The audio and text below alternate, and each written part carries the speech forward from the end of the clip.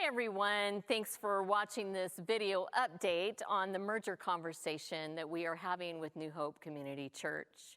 We've been giving brief updates through Monday Musings, but want to expand on those updates. Stuart and I will be giving short video chats either a couple of times a month or perhaps even weekly going forward.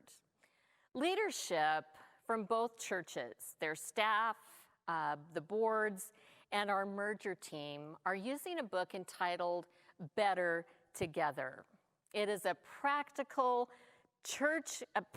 guide on church mergers, looking at many church mergers that have happened through the last decade. Why reinvent the wheel, right? So we have adopted this book, we're looking at it and learning from it. It's been such a good guide for us. The word merger conjures up all kinds of images. In the book, Better Together, they really just discuss 4 types of church mergers. They're helpful to understanding. We're going to put these up on the screen for you. The first is they talk about a rebirth merger. This is when a struggling or dying church gets a second life by being restarted under a stronger, vibrant, and typically larger church. That's one model.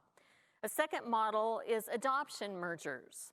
A stable church that is integrated under the vision of a stronger, vibrant, and typically larger church. A third type of merger is called marriage merger. 2 churches, both strong or growing, and can realign with each other under a united vision and new leadership configuration is called a marriage merger. And then the final one is called an ICU, intensive care unit merger, where 2 churches that know they're in trouble and try to turn around their critical situation but are more survival-driven than vision and often fail.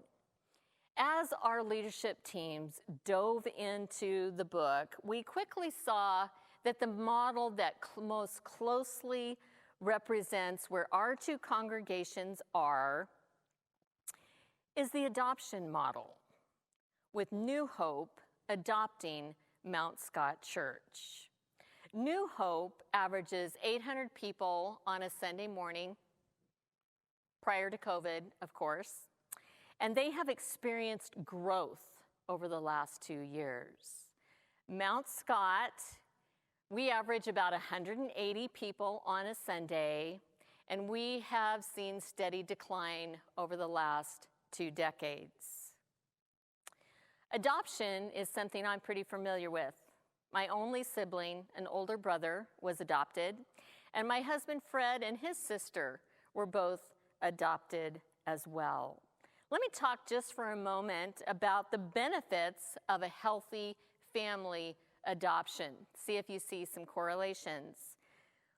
1, someone at risk is given the opportunity for a better life.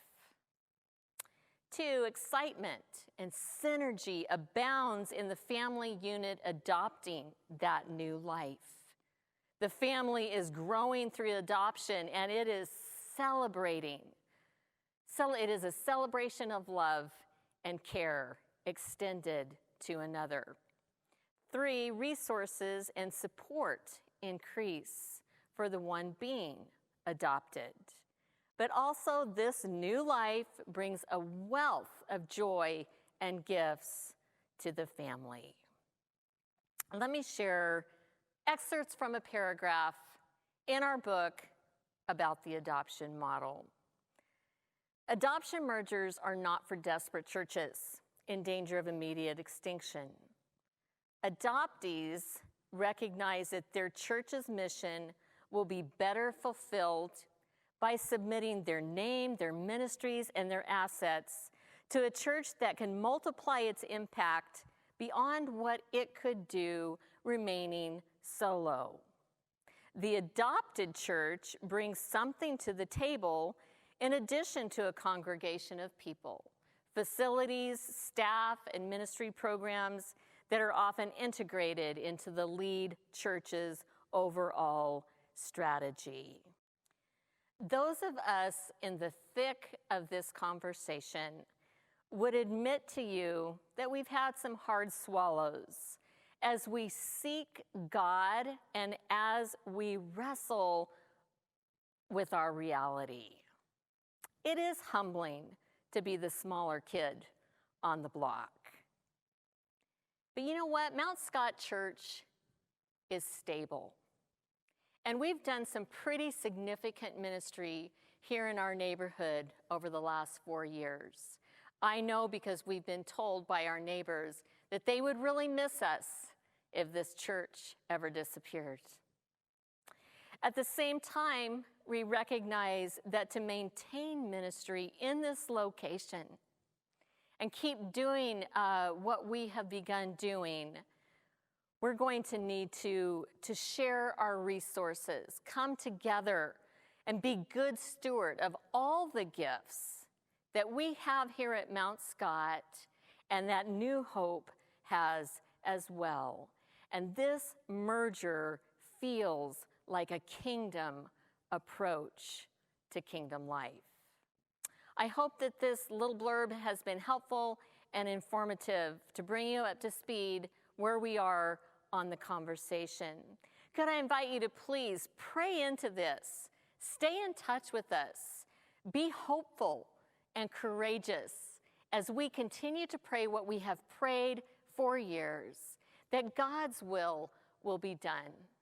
For his is the kingdom and the power and the glory forever and ever. Amen.